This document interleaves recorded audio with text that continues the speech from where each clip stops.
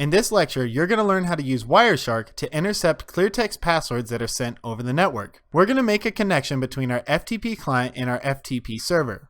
When we make that connection, the password will be sent over the network in clear text.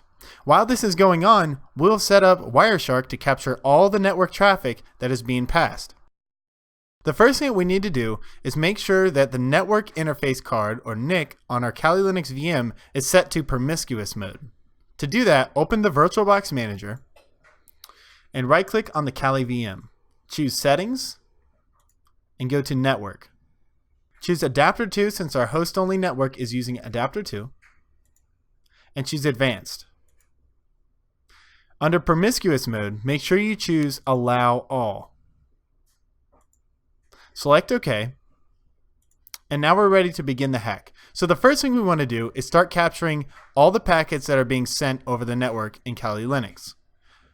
Let's show the Kali Linux VM, and let's start Wireshark by clicking Applications in the top left corner, Sniffing and Spoofing, and Wireshark. Now we're presented with this error, and this is because we're running Wireshark as a super user. Now Wireshark doesn't like this and it thinks we should use an account with less privileges. However, we're not concerned with this, so we're just going to click OK and use the super user anyways.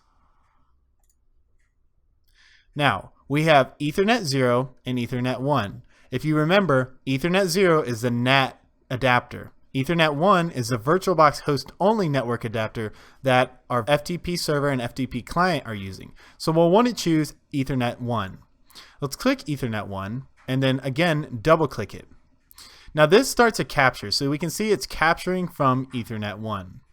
Now we can see some DHCP traffic is coming through here, and we're just going to ignore that. And now what we want to do is initiate a connection between our FTP client and our FTP server. Once this connection goes through, we'll stop this capture and see if we can find the username and password that was sent over the network. So switching to the FTP client, we can see here it says FTP client 32-bit. Under FileZilla, I'm going to hit File, Site Manager, and I'm going to connect. Now I'm using the username admin and the password. You can't see the password here, but I know it's ITfleece, so that's what we're going to be looking for in Wireshark. So I'm going to click Connect. And now we can see that an insecure server does not support FTP over TLS. It says it's logged in and it's retrieved the directory listing. So if we hop over to our FTP server, we can see here where a connection was made. Admin connected, it grabbed the current directory, etc. So now what we want to do is go back to our Kali Linux VM and stop the Wireshark capture by clicking this red square that stands for Stop Capturing Packets. And we can see some of the FTP data here.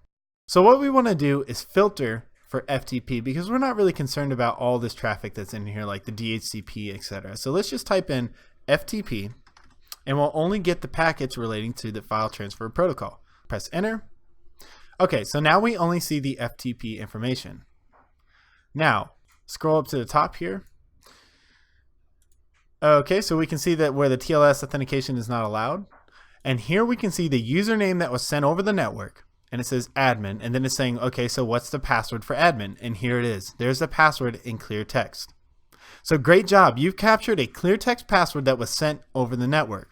Now you might be asking, how is this useful? Well, if you can get access to someone's network, like you can plug in a network cable or you can hop on the Wi-Fi, you can crack the Wi-Fi password and get access, you can use Wireshark to capture clear text passwords or unencrypted passwords, or you could even capture encrypted passwords.